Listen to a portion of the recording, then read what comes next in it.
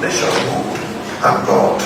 And God Almighty will direct us and will give us men after his heart. In this season, Nigeria will be delivered from God. Let's welcome Governor Peter.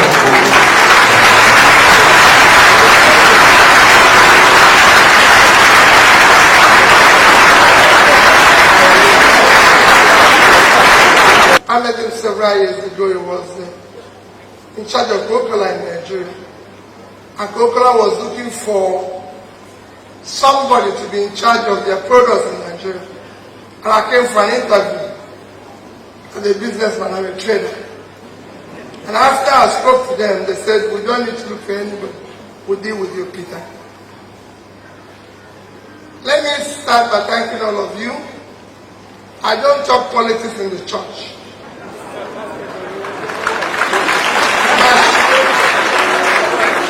I believe that when I talk about politics, I talk about politics outside the church. I always come to church for prayers, for blessings, because for me, power is by grace of God. Power is by grace of God. And he gives it. So when people abuse it, he knows where I stand when it comes to power. If you abuse it, you have abused the grace of God. And you're asking for his cost on your life. And probably your family. I don't want to talk about, all I've asked all of you is that this is an election year.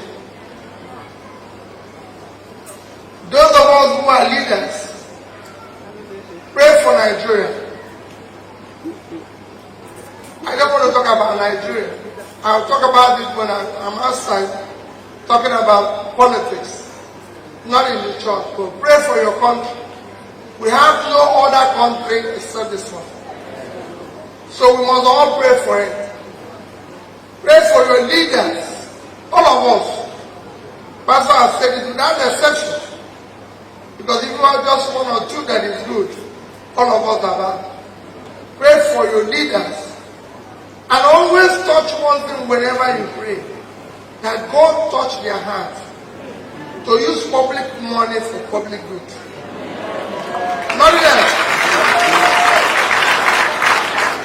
Nigeria is a great country. A great country.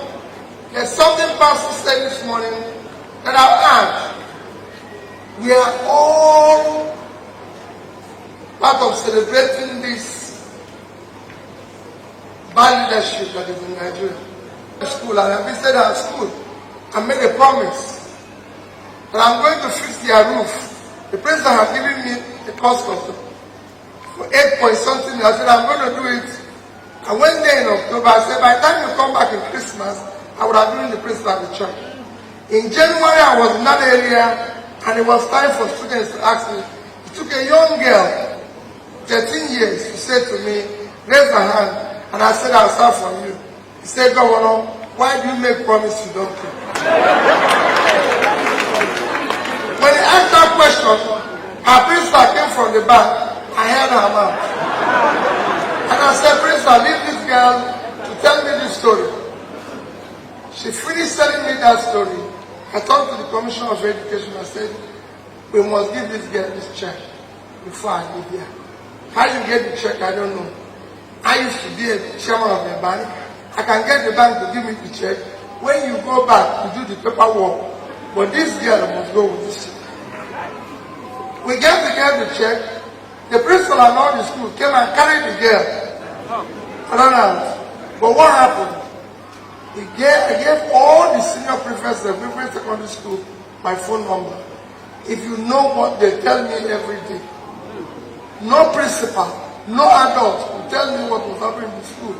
It was one day telling me that made us change school and we moved from number 26 in YF to number 1.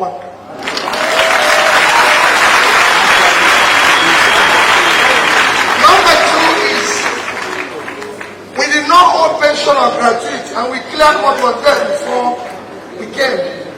It was an elderly woman in the bank. So you can see. So thank you very much. I'm not going to take pastor's place. But I can tell you, please, I want all of us to be able to talk to authority. Let us be courage to talk to those who are in office. We can change Nigeria if all of us can speak the way Pastor is speaking. All we need is courage to say to people, you're wrong. Nobody is telling us that we are wrong. And that is the challenge we face. So as we go into election, please help us to build a better Nigeria. The Nigeria that used today will take its revenge on our children. Thank you and God bless you. Jehovah to me, man. Every one of all read to lay. Mama.